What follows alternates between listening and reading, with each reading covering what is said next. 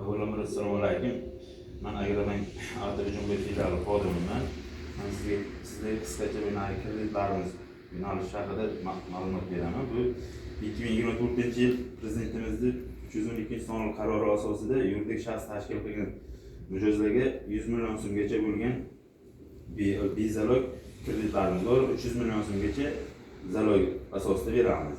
Bu bundan maqsad ishsizlikni kamaytirish, ishsizlikni qisqartirish. Bundan tashqari yana mahalla loyihasi degan kreditlarimiz mavjud.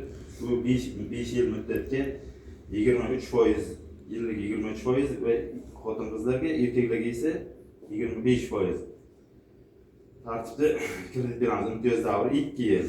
Undan tashqari yana biznesga ko'maydigan 17 million so'mlik 4 yil muddat 4 yillik, buni ham foizlari esa 23% ga 25% ayollar va erkaklarga tasniflanadi.